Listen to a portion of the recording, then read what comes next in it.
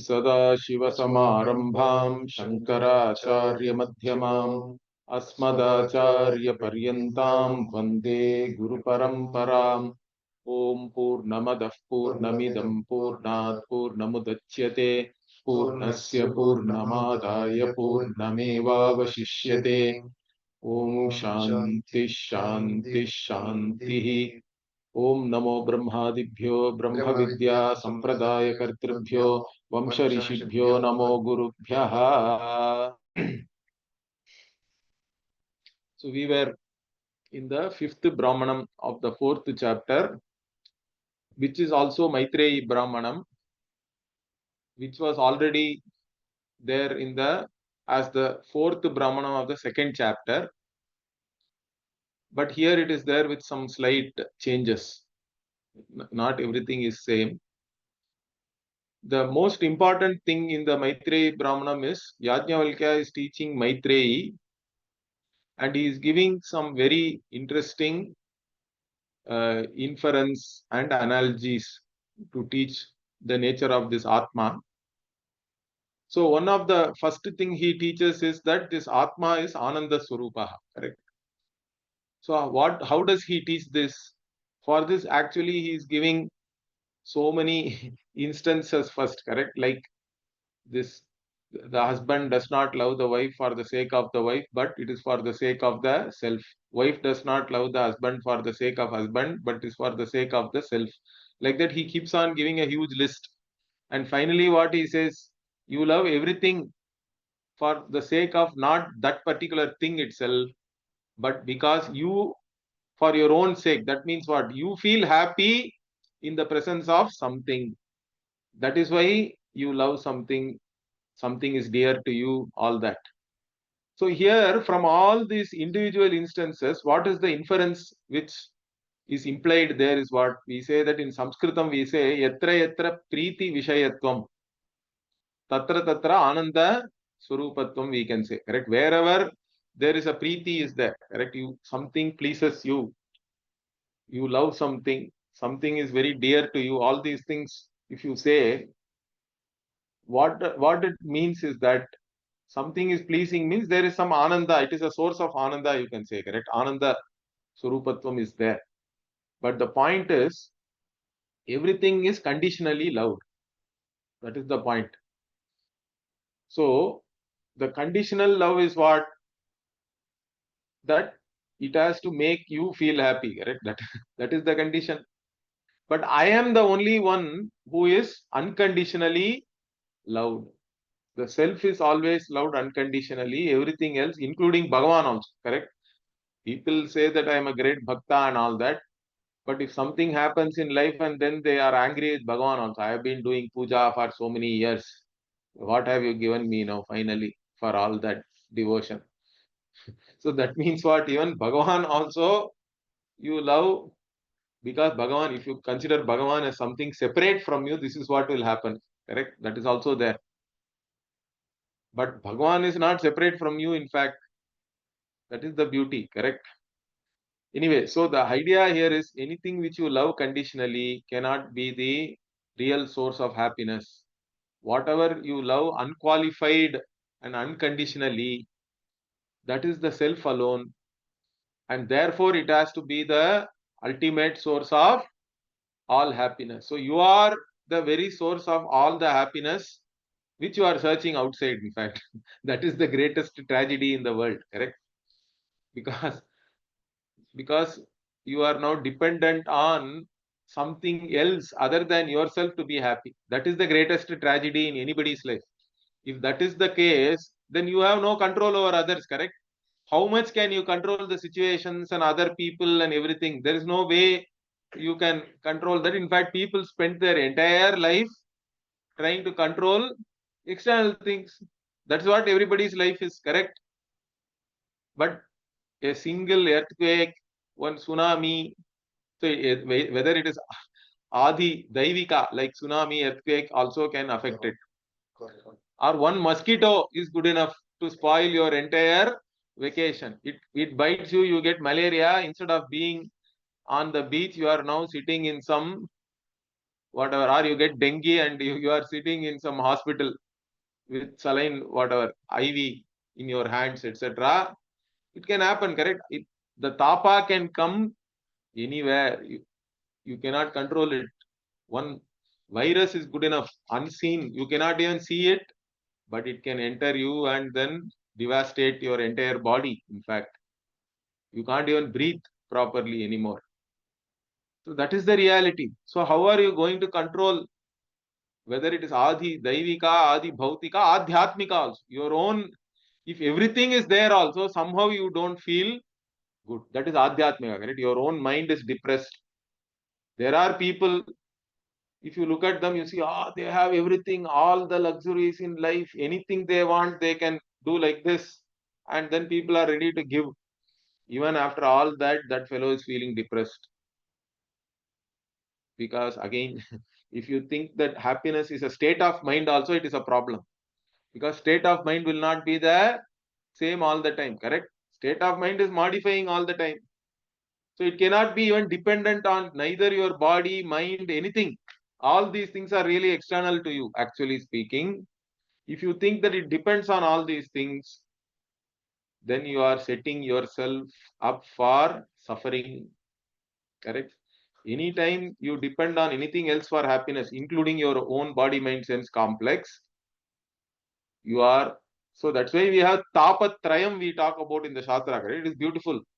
The tapa can come from anywhere. It can come from your own body, mind, sense complex. It can come from the surroundings, or it can come from some forces which are beyond, correct? You can call it divine forces, whatever. The devatas are also acting and holding up the entire world, whatever is functioning here. It's not under your control. Nothing is under your control. In fact, your own body is not under your control. Otherwise, how will you have diabetes, high blood sugar? So many things are happening in the body. It's not listening to you or anything. You cannot just will yourself and say, okay, now let the blood sugar be only 90 or the BP should be only 120 by 80. It's not like that. Your body also doesn't listen to you. Your mind doesn't listen to you. And the surroundings also, you can only keep it so much sanitized. But beyond that, it's not, you can't control anything. But you think that by controlling everything, you can be happy. Or if you depend on anything else to be happy, it is always going to lead you into suffering only. That is the life of a samsari, in fact. So the greatest knowledge is to understand that I am the source of all happiness because I love myself unconditionally. There cannot be really any other source of happiness outside. So that means don't even go looking for happiness into any of the things in the world. If you do that, then you are setting yourself up for failure and suffering only. So the knowledge has to be that I am already the source of all happiness. I am Ananda Swarupaha. This is the first thing he teaches. The other thing is the main problem with reference to self is what you think that you are a limited, puny individual. That also is wrong. That is the next teaching he is giving, correct? He is saying this Atma is, once you know this Atma, you know everything, he says. How is that possible? Because this Atma is the one from which everything has come, by which everything is sustained, into which everything goes back. Now, for that, he is again giving some analogies. He gave the analogy of the wet fuel, where different kind of smoke are coming from this wet fuel. Okay, and this all that smoke also, you can say in one way it is sustained by that fire only, correct? This Atma is like a fire. It's a fire of consciousness, we can say, correct? From this fire of consciousness only, like the smoke, the entire creation has come. It is sustained by that, and then it has to go back into that only. And all these things came not with some effort. It is effortless, like breathing out. And the whatever the resolution or the laya is, what you breathe in means everything has come back into yourself. Like that, for this great Mahan Atma, everything is like that. It is effortlessly, everything comes. Like even the dream world you project, is there any effort in that?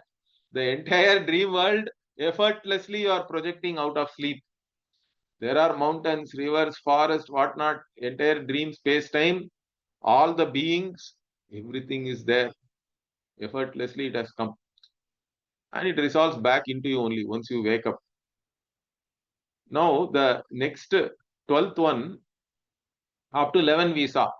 So 12th one also is the continuation of the analogy, saying that the laya, how everything goes back into the self. So for that he is giving a big thing here. What? Sa yatha sarvasam apam samudra eka ayanam evam sarvesham sparshanam tvag ekam ayanam evam sarvesham gandhanam nasike ekam ekayanam evam सर्वेषां रसानां जिह्वा एकायनम् एवं सर्वेषां रूपाणां चक्षुः एकायनम् एवं सर्वेषां शब्दानां श्रोत्रम् एकायनम् एवं सर्वेषां संकल्पानां मन एकायनम् एवं सर्वासां विद्यानां हृदयम् एकायनम् एवं सर्वेषां कर्मणा हस्तौ एकायनम् एवं सर्वेषाम् आनन्दानां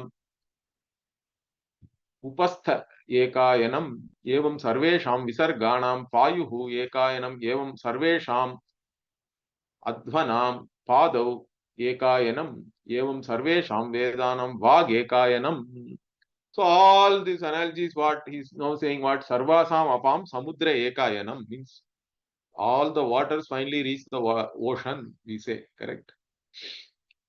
So ocean is the abode or goal, whatever you can say. It is the final resting place of all the waters. Similarly, all the touch being a object of sense, it has to go to the sense organ only, correct? Sense organ is the abode of all the sense objects. That's what he is saying. Touch means it is again tvagindriya, tvageva ekayanam. Then smell means the granendriya, correct? That will nasika here, he said. Then all the taste means it has to go to the tongue. And all the forms and colors have to go to the eyes. And all the vak, they are all having their abode in the, or all the sounds have their, or go to the ears. And what else? Sankalpana. See, all ideas, thoughts, etc. are all in the mind only, correct? Mind is the abode. And for all the vidya, all knowledge, then hridaya means here buddhi only, is called hridaya. That is the abode. And then sarvesham karmanam hastau, all the activities, hand only we do, correct? All the activities we do with the hand, different activities. And for all ananda, the organ of reproduction also is given here, eka ayanam. And all excretion, then payuhu, the anus is the abode for all excretion. And for all kinds of movement, sarvesham adhvanam, padav, the legs, the feet are the abode, or they are the goal, you can say. And for all the Vedas are all having their abode in the Vagindriya only, correct? Veda means you have to chant it. So like this is simply giving you uh, an idea that this everything, how they resolve into a particular thing here, as it is given here, like waters into samudra, or all the sense objects into the sense organs, like that. This entire srishti resolves back into this Atma alone. So that is the analogy here, to show that Atma is the Laya Karanam also. Okay, this particular sentence we have already seen in the last class, because it is actually related to the previous 11th one. Finally, so after this, one more very important thing here, the 13th one. Now the 13th one here corresponds to the 12th one in the 2-4, but there is a slight difference here again. In the 2-4, this analogy of a lump of salt is given. Okay, you take a lump of salt, but there Yajnavalkya talks about dissolving it into water. So once you dissolve the salt into water, everywhere the water is uniformly salty, correct? To show the homogeneity only the analogy is given. Okay, but there you take the salt lump is like the individual, separate. But once it is dissolved in water, there is no separate lump or anything, correct? There is no individual salt as an entity anymore. So that is brought about in that analogy there. So there is a salt which is like an individual jiva, because once you crystallize the salt, salt becomes separate from the water, correct? In fact, that's how we even make the salt. If you go to the salt pan, the salt is crystallized and then you take it out. So the crystallized salt is separate from the water. But again, if you dissolve it, there is no separate salt or anything. There is no real individuality of the salt anymore that has merged with the water. And everywhere it is salt only then. Homogeneously, the salt solution everywhere is salty wherever you taste it. Now, similarly, this Atma is Prajnana Ghana Eva. That is the most important teaching here. In fact, this 13th here teaches that even though you say that Atma is the source of all this, whatever which is there as this external world, but this world is real or not? Means the world is only an appearance in Atma. That's what we have to understand. So here again, this Atma is the nature of the Atma is what is Ekam Eva Advitiyam. That is what is taught here, really speaking. So the Ekam Eva Advitiyam also, what does it teach? It teaches that Atma is really Sajatiya, Vijatiya, Swagata, Bhedarahitaha. That is the teaching. So when we say Prajnana Ghana Eva, this Ghana means what it is. Ghanam means dense, we can say. Normally, even in Tamil and all we use, correct? Something is Ghanama irukke, we say, correct? Or it may be in all other Indian languages also. This word Ghana is there. Ghana means dense. But it is here again, Prajnana Ghana means it is not dense. It is only that matter alone is there. That thing alone. It is homogeneously dense. Something which is homogeneously dense and nothing other than it is there. That means it is, there is nothing other than Atma. That is the first thing. Means there is no Vijatiya Beda. There is nothing other than Atma. All that is here is only Atma, which itself is Prajnana Ghana. Then what is, are there more than one Atma? Means no, there is only one Atma. Sajatiya Beda also is not there. And finally, when we say Prajnana Ghana, it is homogeneously one. Means what? Even within it, there are no parts. It is partlessly whole, one entity. So, Swagata Bheda also is not there. So the Vishishtadvaitins also talk about Atma as one, Paramatma is one and all that. But for them, Swagata Bheda is there. That means what? All Jivatma and the entire world is a part of the Paramatma. Like that they talk about. But that itself cannot be really established. That kind of a Bheda cannot be established by any Pramana. And Shruti Pramana is actually doing Bheda Ninda, and it is explicitly doing apavada of all the Vedas. It is negating all divisions, all distinctness. And you cannot say that Pratyaksha and other Pramana can establish difference. Nobody can establish any difference, really speaking. If you look into something, how do you know that something is different from other? In fact, modern science actually helps you to understand the unity of everything, because you reduce everything to atoms, particles, and all that. So you have already reduced this countless objects into only a few fundamental particles. And even that at a quantum level, you say the observer is the one who collapses and all that, means it goes into a singularity, correct? Or even before Big Bang, what was there means they talk about a singularity. So in one way, it is easier to understand now how everything, there is no real difference is in there in the macro world. We are not denying that. But in reality, there is no difference. That's what we are talking about. Just because the macro world appears to be different, it is only an appearance. Understand? It appears to be different, but nothing is different from anything else. There is only Atma alone is there. Atma alone is appearing as the external world. It is also appearing as the subject also. The one who is cognizing that everything is really this one consciousness alone. So that is the teaching here. So here, but in this, there is no concept of dissolving into water. Directly it is talking about. So here, Sayatha, Saindhava Ghanaha, Anantaraha, Abahyaha, Kritsnaha, Rasaghana Eva.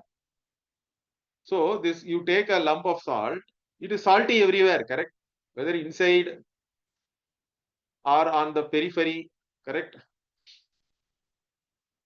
So whether it is inside or outside, everywhere, Kritsnaha, the whole thing is Rasaghana, means it is of the same taste, which is of salt.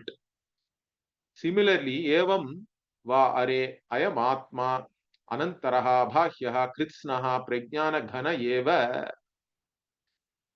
So this atma is only prajnana ghana. It is only of the nature of consciousness. It is one homogeneous conscious entity. There is no division within that. There is no other atma also. It is only one prajnana ghana eva. And from this only all these individual beings have appeared as though. Correct? Individual conscious beings are all, they are all appearances of this one consciousness, which is one homogeneous entity. So, etebhyaha bhutebhyaha samutthaya tani eva anuvinashyati. So, all these beings have come from that, and then they all again resolve back into the same Atma, these particular consciousnesses. Correct? See, even that also he taught with the analogy of Veena. We saw that, correct? The Shankha and the drums and all that, Beri. So there are particular sounds, but then sound as a generic is there.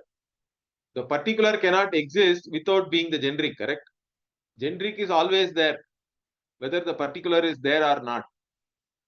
Like that, here, consciousness is the only thing which is always there. In fact, in each and every cognition, the jnanam alone is there, correct?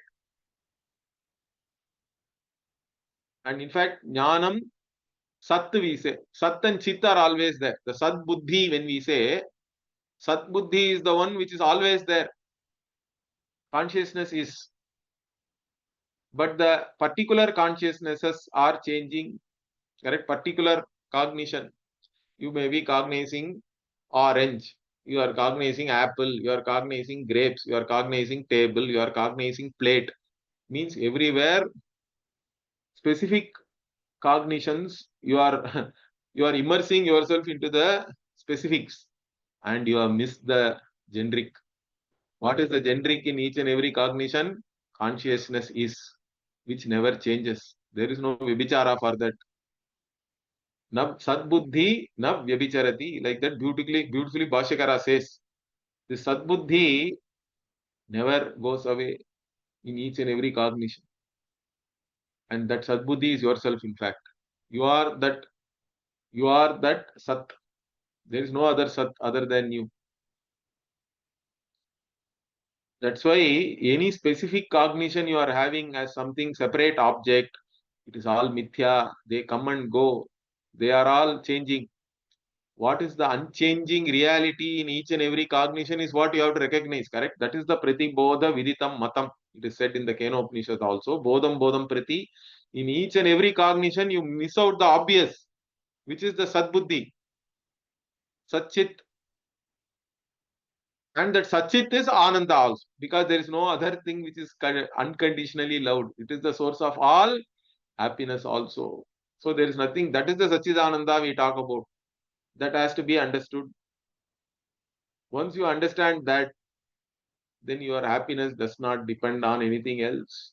And this happiness cannot go away also. See, another thing is, oh, I am the source of all happiness. Okay, but what if I get destroyed? Will I be there always? Means that's why it is said that Atma is the source of everything, and everything comes from the Atma, everything sustained by Atma, everything goes into the Atma, but Atma is there always. In fact, it is there even when space time is not there. That is the beauty of this Atma. You are not in space time is in you. That's what you have to understand. That means you can never be destroyed. But that will also come here. We'll see that. So here he says, once you understand this, once you understand that this the specific things, the individual conscious entities are all not real, because they also come and go. Even when your individuality is not there, you are there, correct? Every night you experience that. There is no individuality in your deep sleep. Or your individuality changes in swapna. In waking, you have one individuality. In swapna, you have some other individuality. So you are not really the individual conscious entity. Understand that that is not intrinsic to you. Your own individuality is not really intrinsic to you. It comes and goes. What is the reality is that you are a conscious entity, prajnana ghana, one homogeneous conscious entity. That is your reality. Once you understand that, na pretya samnya asti iti are bravimi iti hovacha Yajnavalkya. So Yajnavalkya now says pretya means here having attained this knowledge, correct? Na sanya asti means what? Specific knowledge is no more there. Means that's not real for you anymore. Anything specific is all mithya because it comes and goes. Anything specific will come and go. What is there always is the generic one which is there always. That is yourself. That's the thing you have to understand. Okay, once you say this, what? So okay, here that's what I said. Here directly the salt itself is given as a homogeneous entity to show that Atma is also a homogeneous entity. The dissolving into the water is there in the other one. That is also good in one way to just show that if you take the lump of salt as an individual, then in this knowledge it merges and becomes one with the like water, like that you can take. That analogy is slightly different. Here simply to show that Atma alone is there, correct? So that's what Yajnavalkya he is teaching here. He told this. Okay, so now Bhashyakara, because it is slightly different, he is giving some Bhashya also. Sarva Karya Pralaye Vidya Nimitte Saindava Ghanavat Anantaraha Bhashyaha Krishnaha Prajnana Ganaha Eka Atma Avatishthate. So Bhashyakara says what when all the Karya, because the Karya Pralaya only was talked about in the previous Kandika, correct? Here, because all waters go into water, ocean, then all the touch goes into the whatever the organ of touch, etc. So that's the Sarva Karya Pralaya. And how does this happen? Due to knowledge only. It's purely knowledge. You don't have to really destroy anything. In fact, by understanding wave is water, you have done Pralaya already, correct? Wave is nothing but wave is born in water, sustained by water, it dissolves into water. And even while it is wave, if you see the water only there, you have done Pralaya of the wave. That is the jnana. Vidya nimitta pralaya is what? You no more look at it as the karya, because it is always the karana alone which is there. And if the karana drishti is there, karya pralaya has already taken place. Correct? Vidya nimitte, that's why he says beautifully. Sarva karya pralaya vidya nimitte saindhava ghanavate anantaraha bhashyaha kritsnaha. So everywhere, like even the salt lump, whether it is inside, outside means we have to take the surface and all that, and totally, completely, everywhere it is salty. Similarly, prajnana ghana eka atma. So this prajnana ghana eka atma alone is there, and there is nothing other than that. Avatishthate purvantu bhuta matra samsarga visheshat labdha vishesha vijnanaha sanne तस्मिन् प्रविलापिते विद्यया विशेष विज्ञाने तन्निमित्ते च भूत संसर्गे न प्रेत्य संज्ञा अस्ति इत्येवं याज्ञवल्क्येन उक्ता. So see previously what bhuta matra samsarga visheshat means, what matra means, you can say a measure and all that, or here you have to say a particular modification also because of the bhautika, the world, entire world, bhautika world. With that you are now connecting this samsarga with the atma is there. And because of that, what you are only looking at the specifics, the nama rupa, and you have labdha vishesha vijnanaha means what, the one who is cognizing specific knowledge or specific cognitions, one who has the cognition of specific things, specific objects. Then what do you think? You are the subject, objects are different from me, like that there is an idea is there. That itself is samsaritam. That is the problem. But once you understand that all that is here is only atma, okay. So that's what tasmin previlapite means, what all these specific cognitions resolve into yourself.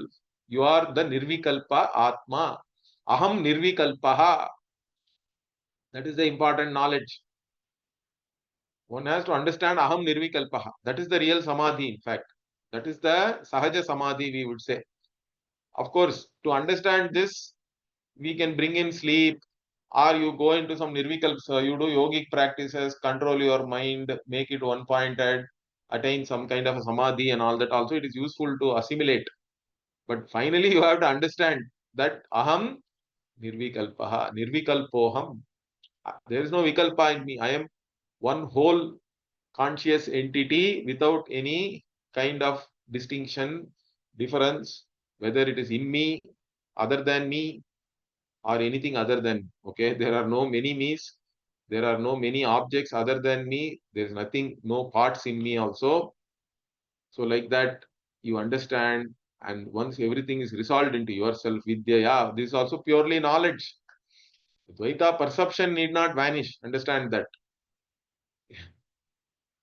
In fact, the Dvaita, whatever appears is Mithya for us. Correct? Just because it appears only, it is Mithya. The only entity which is Satyam is that which can never be objectified, which is yourself. Anything which is an object of cognition is all only an appearance. It is all Mithya. It is all changing all the time. The consciousness which is of the nature of the subject alone is the invariable, which is the changeless, which is not subjected to space time, and that alone is there always. That is the Satya. So even while the world is appearing, world is not different from myself. That is the knowledge. In that vision, everything resolves into yourself. Vidyaya pravilapite vishesha vijnana. All the vishesha vijnana resolves into yourself only.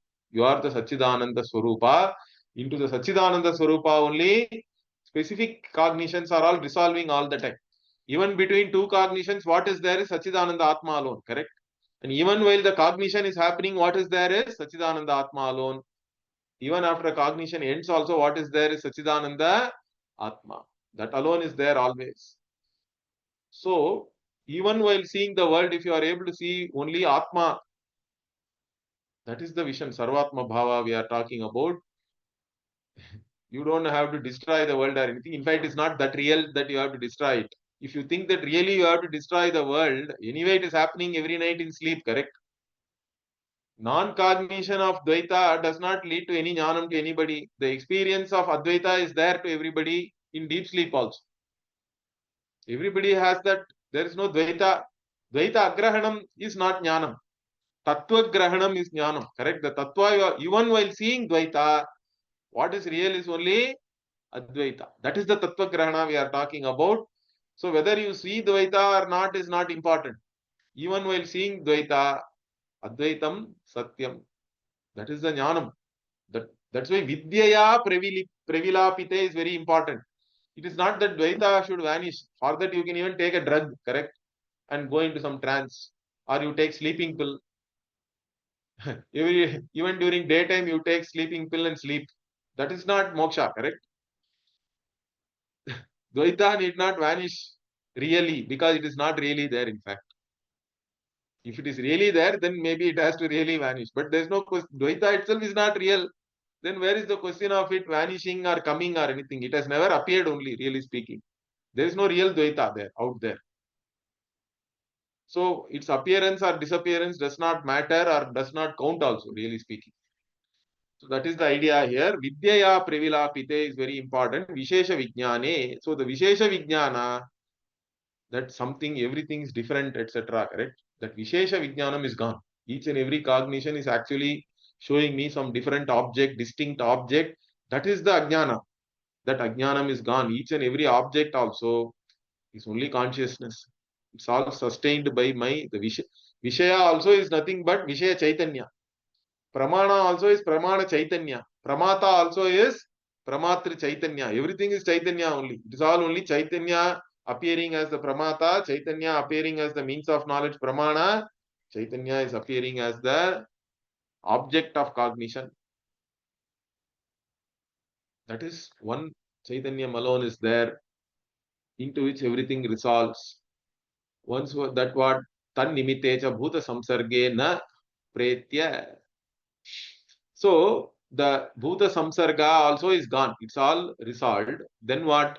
Once you attain this knowledge, pretya, na sagnya asti means what? The specific cognitions are no more there. There is no you don't take yourself as a individual conscious entity who is somehow separate from everything else. That is gone. So this is what he has started teaching now. Iti evam yajnavalkyena ukta. Yajnavalkya said this. So once he teaches this, now Maitreyi has confusion.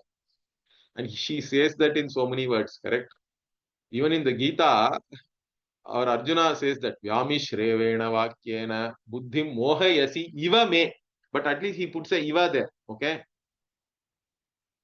So as though you have confused me using contradictory statements, it is as though that you have confused me, like that he says. Vyamishreneva Vakyena Buddhim Mohayasi Iva Me. Tadekam vada nischitya. He says, you tell me only one thing. You don't tell me to do karma and praise knowledge. Means it is confusing. Here also two things are there. What is that? Yajnavalkya said, Prajnana Ghana eva. Atma is Prajnana Ghana. Then here he says, Na Sagnya asti. Pretya, Na Pretya Sagnya asti means what? Sagnya is not there, means here he is meaning the Vishesha Vijnana. But now Maitreyi got confused. In one place you are saying it is only Prajnana Ghanam. Then how can there not be any this jnanam? Samya means samyak jna only, correct? It is all jnanam only. So you have confused me, she says. Saho vacha Maitreyi atra eva ma bhagavan mohantam api pipan api pipat. Okay, api pipat. Too many pas are there. Nava aham imam vijanami iti. So she says, Yajnavalkya, hey Bhagavan, you have led me into some confusion, she says. Okay, mohantam, moha, delusion. You have led me into the center of this moha. And therefore, what? Aham na vija, I am not able to understand, because first you said it is prajnana ghana. Then you are saying na samya asti. So I am not able to understand. Then to her, what does here Yajnavalkya say? Saho vacha nava are aham moham bravimi. So I will not delude you. I am not deluding you. In fact, he is saying what? Avinashi va are ayamatma anuchitti dharma. Now this portion is not there in 2.4. You can go back and check. This is the important addition here. Avinashi va are ayamatma anuchitti dharma. This is quoted a lot by Bhashyakara also. This Atma is Avinashi and is Anuchitti also. Again, actually both of them really mean almost the same, but then Bhashyakara gives two different meanings. We'll see that. So, sa hovacha atraiva ma bhagavan etasminneva vastuni prajnana ghana eva na pretya sagyasti iti mohantam moha madhyam api pipat api padat avagamitavan asi sammohitavan asi ityarthaha. Okay. So, sa hovacha, she said, what? Here only, here means what? After saying all these things, right now, what? Hey Bhagavan, etpasminneva vastuni. So this one vastu is there. Then you have said what? Prajnana ghana eva. You have said it is prajnana ghana. But then you are also saying na pretya sagnya asti. Both you are saying with reference to the same vastu. Because of that, what? Mohanta means moha madhyam. Bhashyakara says, you have you have you have taken me into the middle of this delusion, means you have put me in delusion. Moha madhyam api pipat means you have basically pushed me into or put me there. Api padat avagamitavan means you have taken me there. Gamitavan is better. Avagamitavan means basically you have made me know my own delusion, like that also the meaning can come. So you have made me realize that I am deluded or whatever. Because you have said two things and I got confused and now I know my confusion. Something like that we have take, if we take it as avagamitavan, or just gamitavan means you have taken me into delusion. Like that also you can take the meaning. So basically what? Sammohitavan asi ityarthaha. So you have made me deluded. Therefore what? Ataha navaham imam atmanam mukta lakshanam vijanami vivekavata. So because of that, what I am not able to understand the Atma as you have said, as you have described, as you have taught me now. I am not able to understand. I am not able to discriminate between these two properly. That how Atma can be Prajnana Ghana, and at the same time it is not having any Samjna means what? I am not able to understand that. Like this, she is saying. Then what he is saying? Saho vacha na ham moham bravimi. I will not believe you. I did not say anything contradictory. In fact, this Atma is Avinashi, means it is always the same consciousness only. Okay. When I say na Sajna Asti, it is only the specific things I am talking about. That's why I gave you three analogies also, correct? About the drum, about the veena, etc. So I have already taught you clearly. So this Atma is Avinashi, means what? Are, I am Atma, yataha, vinanam, Sheelam Asya iti Vinashi. So what is Vinashi means what? That which has the characteristic of changing and decaying and all that. Okay. But this Atma is na Vinashi, Avinashi, Vinasha Shabdena Vikriya. So here Bhashyakara, because there are two things are there. Avinashi also is there, Anuchitti Dharma also is there. So first, therefore he takes Vinasha as Vikriya, as change, as modification. So Atma does not change or modify in any manner, because one idea of destruction is what? Something changes. In fact, something can change so much you cannot even recognize it anymore, correct? That is also a possibility. That itself is some kind of destruction. Any change itself is a sign of destruction. So Atma being Avinashi here is Avikriyaha, Atma ityartha. So first understand this, Atma never changes. That means it is Prajnana Ghana, means it always remains Prajnana Ghana. It can never become anything else. It is always the same conscious entity. In each and every cognition, it is the unchanging reality. Are Maitreyi, I am Atma Prakritaha, whatever is under discussion here. Further, what it is? Anuchitti Dharma also. Uchittihi means what? Uchchedaha. Uchchedaha, Antaha, Vinashaha. So Uchchedaha he is taking as completely getting destroyed. See, Vikriya means you can still see that object, correct? But it has changed. Uchiti means it is not even there to see. It is completely destroyed and gone, let us say. So there was a part, now you have powdered it and mixed it with whatever the sand or whatever is there, mud. So you are not even able to see the pot anymore. That is called Uchiti, means complete destruction. It is no more available even for perception for you. So that is Uchchedaha, Antaha, Vinashaha. Here also Bhashikara is using Vinasha. This is total destruction we can take. One is modification, another is complete destruction.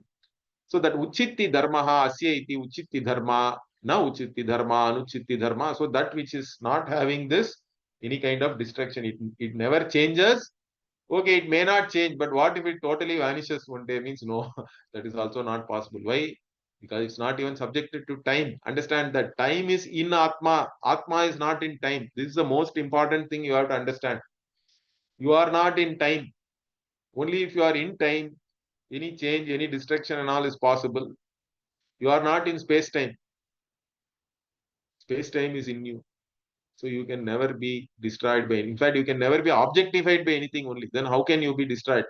This is taught very, very detailed in Gita, correct? Bhagavan goes on, he says, what in the second chapter, Nainam chindanti shastrani, Nainam dahati pavakaha, Nachainam kledayantyaapaha, Nashoshayati marutaha, Achedyoyam adahyoyam akledyo shoshayevacha, Nitya sarvagata sthanu achaloyam sanatanaha. Avyaktoyam achintyoyam avikaryoyam uchyate. Like that, that two around three verses are there in the middle of or in the beginning only, almost before the 30th verse in the second chapter. Bhagavan is very clearly showing this Atma is cannot be objectified by anything. Only if you objectify something, you can even it can become an object of an action, and it can become an object of a destructive action also. If it is never an object of any pramana, anything. So he goes in so much detail. He says what? You cannot cut it. Then you cannot drown it in water. You cannot burn it with fire. Or you cannot dry it. with wind, etc. He is saying so many things he is saying because it is not an object. It is aprameya. So that which is never an object, that is why science also can never study consciousness. Understand that? Because they want to study that which can never be objectified in a paradigm which wants to objectify everything, correct? Science by definition is wanting to study everything objectively, they say, as though objective is something great. But by restricting yourself to the objective study, you can then never array. That's why they are still struggling. There are a lot of departments all over the world, consciousness studies and this and that. In fact, there is a nowadays at least they are at least accepting that there is something called qualia and all they say in consciousness study. The subjective experience they are not totally dismissing as some kind of uh, that is it is all only behavior wise they see, correct? Some people say if it quacks like duck, walks like duck, it is a duck. That means anything which can reply to you, even artificial intelligence is conscious and all that. But it is not really consciousness or it is not conscious really, correct? It is only doing pattern matching and replying something. So there is a Chinese room problem and all is there. They talk about in artificial intelligence also. So some people say that anything which can reply to you or behave with you in a reasonably sane manner, you have to consider it as a conscious entity. But that's not true. Consciousness is more than just responding to stimuli, correct? What about your own subjective experience? Nobody can deny that. Even though you cannot objectively study it, everybody's subjective appreciate whatever the experiences which you are having as a subject and you are enjoying certain things, correct? How are you going to quantify that? That is called qualia and all that. They are calling it qualia. But then that is called the hard problem of consciousness. So how are you going to understand that? What is the nature of this consciousness? Whether it is simply some processes in the brain. What we say is even the dead brain is really consciousness only, correct? Live brain also is consciousness. Dead brain also is another appearance of conscious. Everything is consciousness only. So the science is having a lot of problem understanding this consciousness. It's not only Maitreyi. The entire, all the intellectuals even today, they are all confused because you cannot, you are trying to understand something which can never be objectified. But all the knowledge you have gained in your entire life is all objective knowledge, correct? That is why this knowledge is subtle. And only way you can know this is Shastra. You have to surrender to the Shastra finally as a Pramana. Otherwise, we cannot know this Atma. Understand that. There is no way. That is why Shastra Pramana is so important. What you think and all, your free will doesn't matter. When the Pramana operates, whatever the Pramana reveals, it reveals as it is. And finally, you have to understand that, correct? Your free will doesn't matter. Pramana reveals something as apple means it is apple. You cannot wish that I don't like apple, so I will know it as only orange. You cannot say, correct? There is no free will in knowledge. Knowledge is as true as the object. And whatever the pramana is revealing, if it is a valid pramana, it has to reveal the object also as it is, and you have to appreciate it as it is. But in the case of self, because it can never be objectified, the only pramana is the Shastra. Other pramanas have no access to this self, and therefore you have to only go with the Shastra. And Shastra also you cannot go by yourself. Guru also is required. Shastra means always it comes with Guru. Shastra Guru Vakya. That Shraddha, if it is not there, only Shraddhavan Labate Jnanam. You have to accept the Shastra as a Pramana. That is the Shraddha. Otherwise, you can never arrive at this Jnanam. It will be only Moha. You will only be deluded. You can have many different propositions, philosophies, etc. There won't be any Pratishtha anywhere. There won't be any Nishtha. This Jnana Nishtha can come only if you surrender yourself to the Shastra Pramana and the Guru Vakya. So that is very important. So anyway, here Bhashyakara says what Uchittihi Dharma Asyati Uchitti Dharma na Uchitti Dharma Anuchitti Dharma Napi Vikriya Lakshanaha. So basically Avinashi means it is Avikriyaha and Anuchitti Dharma means it is really like it can never be totally also destroyed.